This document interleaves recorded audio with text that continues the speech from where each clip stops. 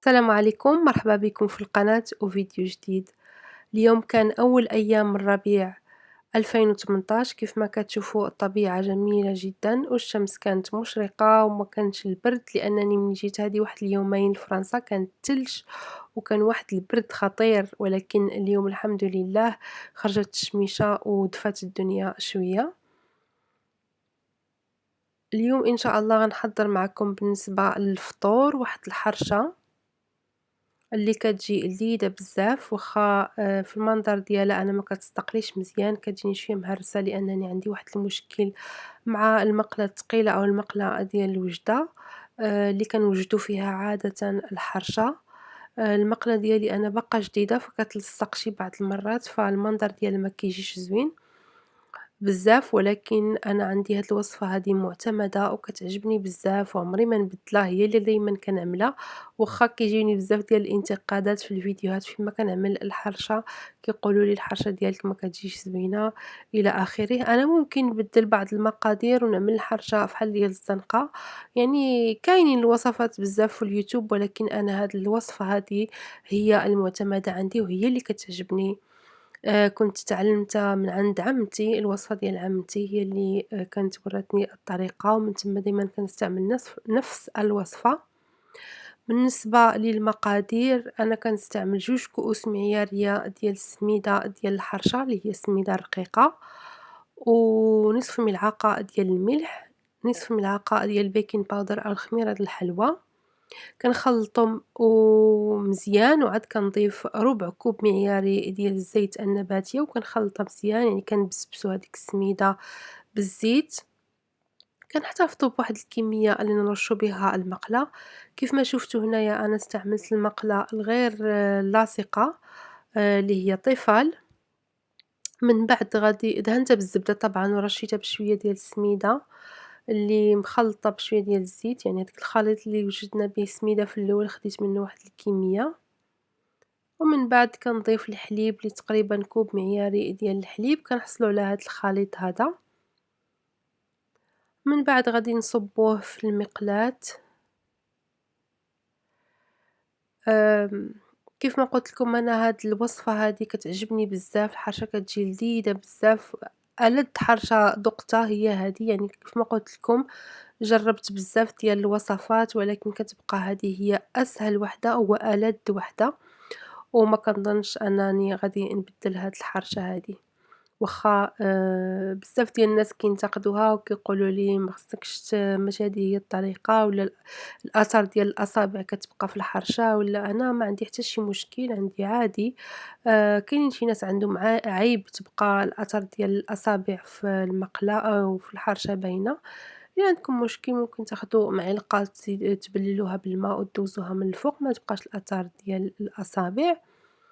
كيف ما كتشوفوا هنايا أطلقت العجينة في المقلاة وغنوضعها على نار متوسطة، تكون متوسطة أو منخفضة، لأن هاد المقلة هادي رقيقة ماشي فحال المقلة ديال وجدة اللي كتكون تقيلة كتاخد واحد الوقت أنها تسخن، هادي دغيا كتسخن فكنخفضوا الحرارة وكنبقاو ندورو الحرشة ديالنا فحال هاد الطريقة هادي باش تحمر مزيان من التحت وتاخد واحد اللون ذهبي جميل.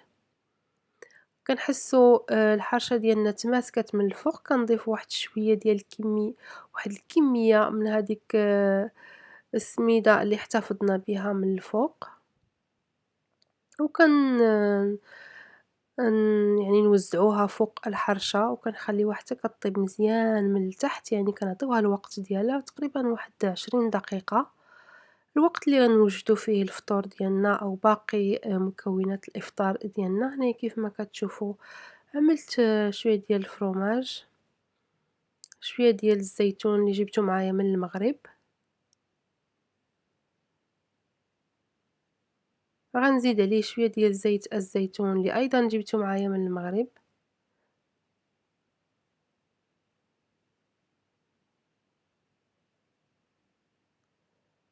شوية ديال المربى وشوية ديال العسل.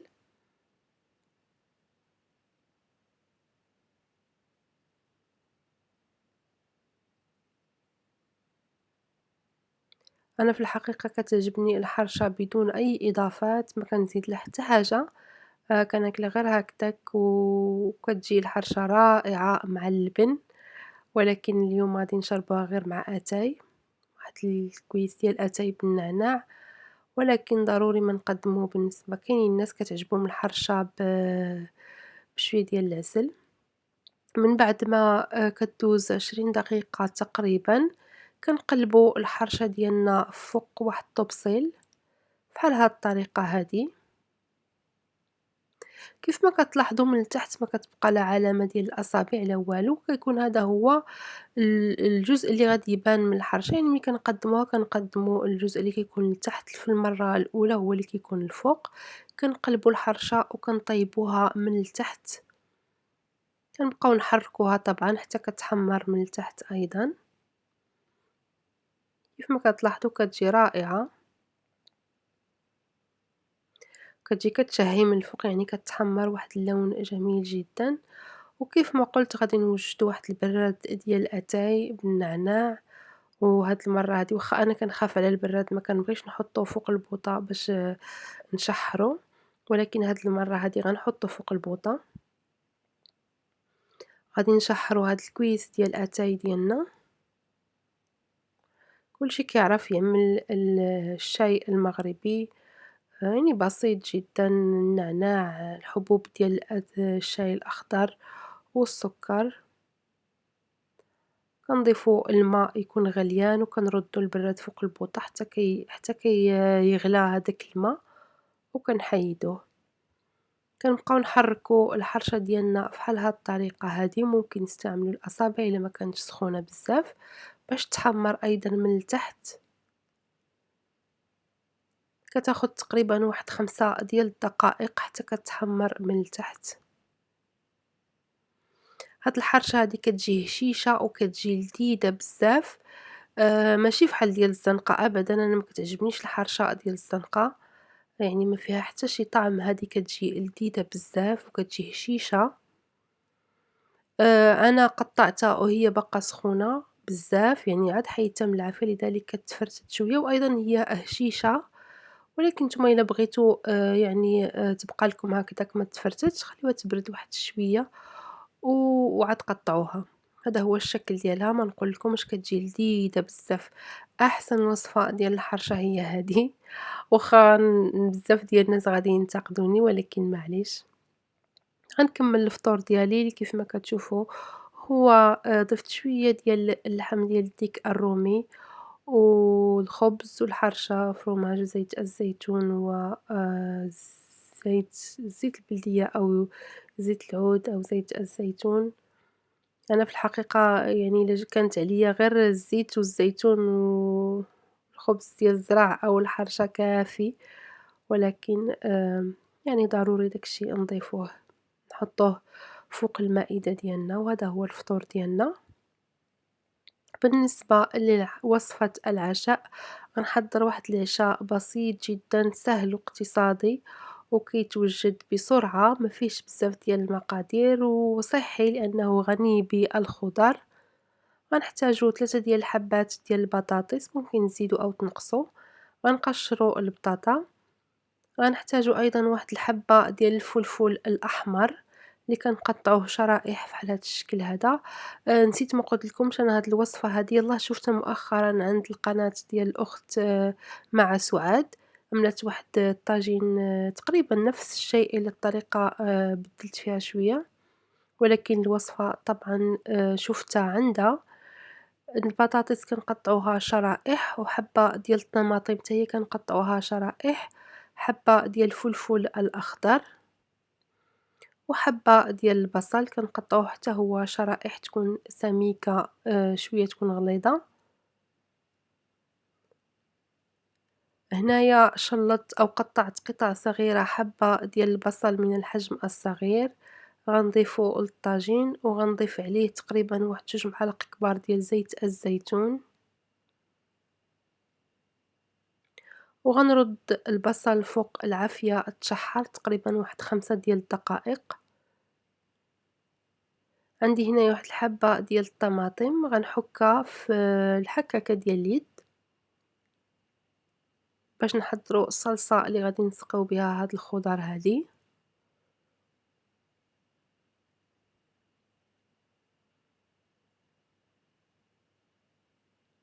من بعد ما حكينا الحبة ديال الطماطم غنضيفو نصف ملعقة ديال الملح، ممكن تكتروا أو تنقصوا على حسب الرغبة. غنضيفو تقريبا ربع ملعقة صغيرة ديال الفلفل الأسود أو الإبزار. غنضيفو شوية ديال الكمون، تقريبا ربع ملعقة ديال الكمون، وملعقة صغيرة أو أقل قليلا من التحميرة أو البابريكا، ربع ملعقة من الكركم، وشوية ديال السكنجبير. التوابل كتبقى على حسب الرغبة، ممكن تبدلو تضيفو تنقصو، يعني كيبقى لكم هادشي راجع ليكم. ضفت تقريبا 2 معالق كبار ديال القزبر المعدنوس، وغنضيف نصف ملعقة ديال البودرة ديال الثومة. البودرة ديال الثومة كتجي زوينة في الطواجن، وإلا ما عندكمش يستحسن ما تستعملوش هذيك الثومة اللي كتكون محببة. ضفت شوية ديال السودانية أو الفلفل الحار المجروش، وغادي نحرك هاد الخلطة هادي مزيان. وغنضيف تقريبا ربع كأس من الماء باش تطلق هذيك الصلصة، باش نوزعها مزيان على الخضر. غناخد هداك الطاجين ديالي اللي تشحرت فيه البصلة اللي قطعناها قطع صغيرة، وغنستفو فيها الخضر. طبعا البطاطس كتبقى هي العنصر الأساسي في هاد الطاجين هذا، فكنكترو منه. عندنا البطاطا، الفلفل الأحمر، البصل، الطماطم والفلفل الأخضر أيضًا، ولكن يعني كنستفو داكشي على حسب الرغبة، ولكن كتبقى الحاجة الكبيرة هي اللي كنوضعوها خارجًا، يعني من برا، بحال دابا الحبات الشرائح ديال الطماطم والبصل والبطاطا. وفي الوسط غادي نوضعو الفلفل الأخضر، وأيضًا غادي نوضعو يعني داكشي اللي بقى غنوضعوه في الوسط أيضًا.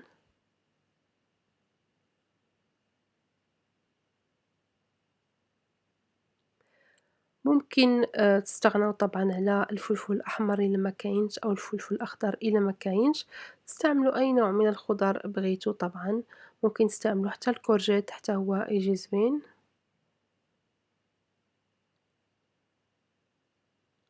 هاد الطاجين هذا كيجي زوين إلا عطيناه الوقت ديالو في الطياب وما زربناش عليه. غادي نسقيو هاد الخضر هادي بالصلصة أو التوابل اللي حضرناهم. غنحطو الطاجين ديالنا فوق نار متوسطة إلى هادئة، نغطيوه ونخليو الخضر تطلق الما ديالها وطيب في هداك الما ديالها. غير نحسو بهاديك الخضرة يعني بدات كطيب نعريو على الطاجين باش يتبخر الما. هنايا غنحضر واحد السلطة سريعة ديال الفواكه مع الياغورت. في الحقيقة هاد المقطع هذا صورته بالنسبة للناس اللي عندهم شي فرد في العائلة كيخدم في الليل، فيعني ضروري أننا نعطيوهم واحد إلا كنا حنا كنوجدوا لهم الماكلة ديالهم طبعًا، نعطيوهم شي حاجة اللي ممكن حنايا ناكلوها في الفطور، لأن بالنسبة لهم هُما الليل هو النهار، فضروري ما نعطيوهم شي حاجة اللي فيها تعطيهم شوية ديال الطاقة، يكون فيها الحلاوة. بحال هنايا خلّطت الياغورت طبيعي، الياغورت الطبيعي زدت له معلقة كبيرة ديال العسل وواحد ربع ملعقة ديال الفاني. الفاني ما فيهاش الكحول يعني طبيعية، لأن طبعًا هاد الوصفة هادي ما غنطيبوهاش، يعني هداك الفاني غيبقى هكداك. وغنقطّع تقريبًا 4 ديال الحبات ديال الفراولة أو الفريز مغسولين طبعًا. ممكن تضيفوا أي نوع من الفواكه، نتفاداو فقط الفواكه اللي ممكن تكحال بزاف. واخا أنا غادي نضيف شوية ديال البنان أو الموز، إلا أنني غادي نخلطو مع الياغورت، يعني إلا كنا غنضيفو في مثلًا التفاح فضروري ما نخلطوه باش ما يكحالش. غنضيف شوية ديال الموز، ومن الفوق ممكن نضيفوا المكسرات، أي نوع من المكسرات كلهم راهم كيبقاو صحيين، أو ممكن نضيفوا شوية ديال الجرانولا اللي هي الخرطال كيكون طايب مع شوية ديال العسل في الفران. بالنسبة للطبق الجانبي ديال العشاء غنحضر واحد السلطة سهلة جدًا ودايمًا كنحضرها أنا، هي السلطة المغربية اللي فيها الخضر الطازجة. عملت واحد الحبة كبيرة ديال الطماطم، نصف حبة ديال الخيار، وأيضًا غادي نضيف نصف حبة صغيرة ديال الفلفل الأحمر، ونصف حبة صغيرة ديال الفلفل الأخضر، وغنضيف شوية ديال البصل اللي حتى هو كلشي طبعًا في هاد السلطة هادي خصو يتقطع قطع صغيرة جدًا. غنتبّل بالملح، الفلفل الأسود حتى هو ضيفته، وشوية ديال العصير ديال الحامض، نخلّط مزيان حتى تغطى هاد الخضر هادي بالعصير ديال الحامض، عاد نضيف زيت الزيتون من الفوق. هذه هي السلطة المغربية، عادةً كنضيفوا شوية ديال الزيتون ولكن أنا ما ضفتوش. هذا هو الطاجين ديالنا، كنبقاو كل شوية يعني ملي كنحسوا به قرب يطيب كنبداو نسقيو هذيك الخضر بالماء أو الصلصة أو المرق اللي طلقات الخضر والتوابل والزيت. غادي نضيف شوية ديال الزيتون الأخضر اللي غسلته مزيان وصفيته من الماء. غنخليه واحد شوية تقريبًا واحد 5 ديال الدقائق، وغادي نعري على هاد الطاجين هذا واحد تقريبًا واحد 10 ديال الدقايق باش ينشف من هداك الماء، والمرق ديالو يولي فيه غير هاديك الزويته، يعني باش يجي لذيذ أكتر. وبالنسبة للسلطة في 2 ديال الطبيصلات غادي نوضع الورق ديال الخس، وفي وسط منو غادي نعمل السلطة اللي حضرناها، السلطة المغربية. هذا هو الطاجين ديالنا واجد.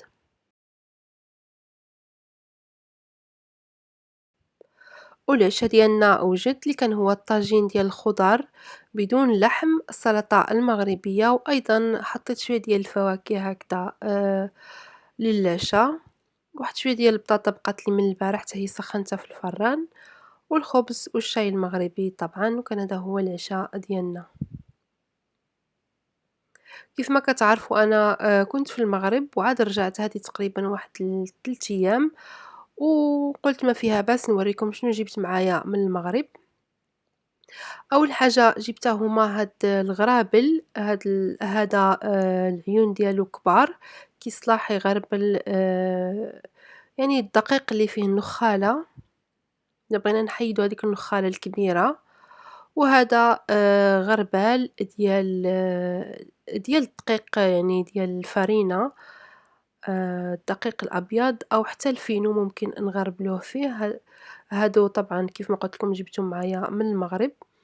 هاد الكوكوط حتى هي شريتها من واحد متجر في السويقة ديال الرباط، يعني المدينة القديمة. هذه صغيرة هاد الكوكوط يعني ميني، تقريبًا كنظن 2 ديال الليتر ولكن نقدر نكون غالطة، المهم هي صغيرة بزاف، كاينة وحدة صغار منها ولكن هذه زايدة عليها شوية. الثمن ديالها كان 170 درهم. وكنت قلّبت عليها في المتاجر الكبرى في مارجان ولكن ما كنلقاش هاد الحجم هذا، ولقيت هاد الماركة هادي ديال كنز في واحد كيف ما قُلت لكم واحد المتجر في السويقة، اللي هو أيضًا خديت منه هاد المقلة هادي اللي مسطحة ما عندهاش الجوانب، هذه كتصلح الملوي، كتصلح أيضًا للحرشة. وأنا ما عنديش المقلة الوجدية، عندي غير هاذيك الصغيرة وكتلصّق بزاف، بقى ما كحالتش باش تولي ما تبقاش تلصّق، وبغيت نزيد هادي الناس بزاف كيشكروا هاد النوع هذا ديال المقالي. شريت واحد الطاجين صغير، هذاك في الحقيقة كنت شريته المرة اللي فاتت اللي مشيت فيها للشاون، بالنسبة للناس اللي كانوا تفرجوا في الفيديو اللي حطيته ملي مشيت للشاون، كنت شريته من تما وبقى في الدار ديال الوالدة. هاد المرة هادي عاد مشيت وقُلت صافي غنجيبو معايا، واخا أنا عندي واحد فحالو تقريبًا. هذا صغير حتى هو صغير في الحجم ديالو، يعني جوج ديال الناس. وشريت أيضًا واحد جوج ديال الترموسات، في الحقيقة هادو ما كنتش عوّالة نشريهم، شُفتهم في هاداك المتجر اللي شريت منه الكوكوط، صغار بزاف يعني miniature، يهزّوا جوج كيسان ديال القهوة فقط، يصلحوا لجوج ديال الناس، وعندها في الكحل وفي الإينوكس، وعندها هاد اللون هذا عجبني بزاف. كيف ما قُلت لكم أنا ما كنتش عوّالة نشري ألواني تمامًا، ولكن عجبوني، خصوصًا عمري ما شُفت ترموس هنايا في فرنسا هكذا صغار، فقُلت علاش لا. وحاجة أخرى لقيتها كتباع، هذا خديتهم من مرجان، هاد الطبيصلات هادو على شكل هلال، هُما كيتباعوا جوج هلالات، واحد الطبيصل في الوسط كيكون دائري، أنا هذاك ما جبتوش خليته في الدار ديال الوالدة ديالي، جبت غير هاد جوج ديال الهلالات، شريت جوج، هي العلبة كيكون فيها جوج ديال الهلالات وواحد دائري في الوسط. فقُلت مع راسي ما كنظنش غنلقى هنايا في فرنسا شي طباصل على شكل هلال، فقُلت علاش لا، صغيورين ما غاديش يتقلوا.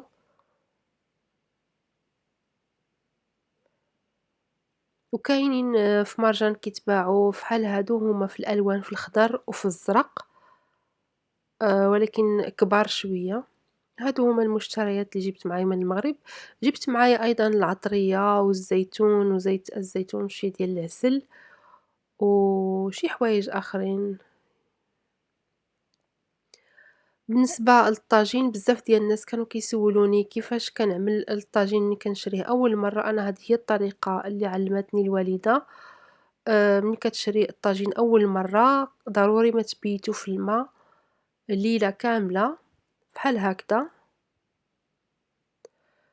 كتعمّر شي بانيو ولا لافابو كتعمّرو بالما وكتخليه ليلة كاملة كيتشرّب. الطاجين ملي كنشريوه أول مرة كيكون كيشرب بزاف، فكنعملو له هاد الطريقة هادي باش كيشرب الما كيخرج منه الهوا.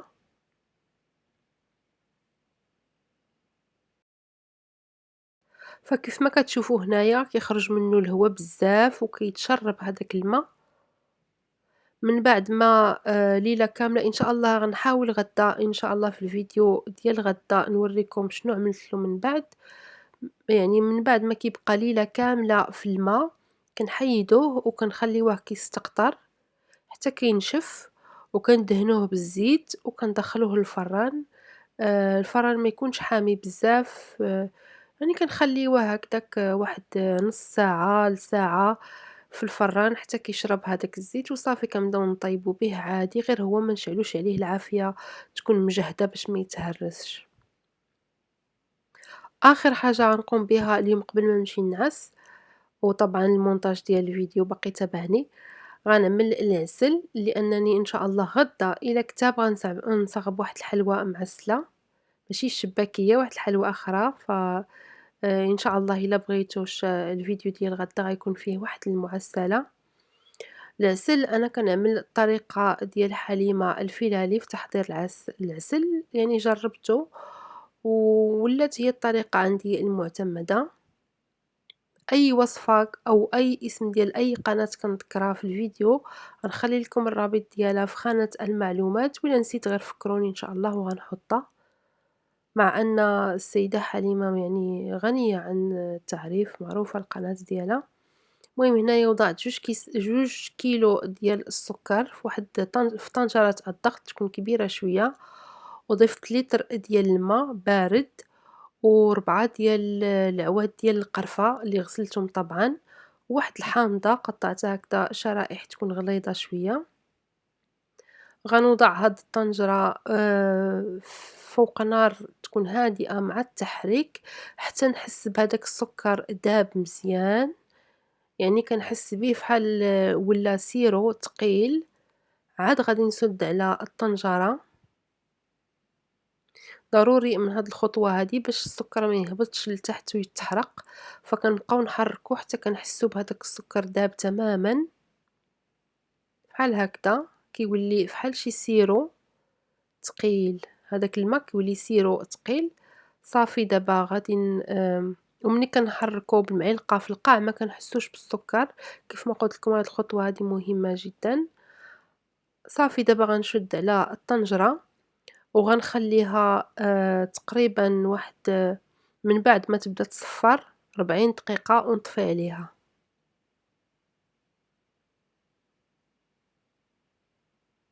يعني تقريبا كتاخد في المجموع ساعة إلا 5 دقائق، ساعة إلا 10 دقائق على حسب. ممكن تاخد حتى لساعة. أنا عملت لها النار ما كانتش يعني عالية بزاف، فخدات تقريبا واحد 15 دقيقة عاد بدات كتصفر. ومن بعد خليتها 40 دقيقة، هي تقريبا ساعة إلا قسم. هنايا من بعد ما فتحت لها هذا هو اللون ديالها. كناخدو تقريبا واحد نصف ملعقة صغيرة ديال المسكة الحرة، وكندقوها مع نصف ملعقة ديال السكر بحال هاد الشكل هذا. العسل كنحيدو منه القطع ديال الحامض والقطع ديال القرفة. هي دابا باقا سخونة عليها كتشوفوها جارية بحال هكذا. ولكن ضروري إلا بغينا نستعملو العسل ضروري ما نحضروه على الأقل 24 ساعة من قبل، يعني ليلة أو 2 ليلات من قبل. بعدا إلا تحجرات ولا وقعت لها شي حاجة ولا ما صدقاتش معانا هاد العسل هادي، يعني ما كنضيعوش في الحلوى. هنايا ضفت المسكة الحرة مع سنيدة وغنحرك مزيان حتى تذوب. كيف ما قلت إلا بغينا نوجدو شي حلوى ضروري ما نوجدو العسل مسبقًا على الأقل نهار أو يومين، باش كنشوفو هاديك العسل واش كتبقى مزيانة ما كتحببش ولا ما كتحجرش، ماشي حتى نعملو الحلوى ونعسلوها وعاد يدوز نهار ولا يومين ونتفاجئوا بها تحببات ولا ما بقاتش مزيانة. فكنوجدو العسل يعني واحد نهار ولا يومين من قبل. هنايا حركت مزيان حتى دابت المسكة الحرة مع العسل. وصافي غنشد الطنجرة وغنخليه يبرد تمامًا حتى الغدا إن شاء الله، ونعملو في شي حك هكدا أو شي علبة زجاجية ونحتفظ به حتى نبغي نحتاجو. كان هذا هو النهار ديال اليوم، أول أيام فصل الربيع. عملنا فيه الحرشة اللي أنا كتعجبني، واخا بزاف فيكم ما كتعجبهمش كتجيكم غريبة يعني كتهرس. المهم أنا كتعجبني هاد الوصفة هادي ومتمسكة بها. حضرنا مع بعضياتنا أيضا العشاء وتشاركت معكم شنو جبت معايا من المغرب. المشتريات بسيطة جدا، وأيضا حضرنا مع بعضياتنا العسل. كنتمنى إن شاء الله الفيديو ديال اليوم يكون عجبكم وما نكونش طولت عليكم بزاف في هذا الفيديو. كنقول لكم شهية طيبة وإن شاء الله نتلاقاو في الفيديو القادم. السلام عليكم.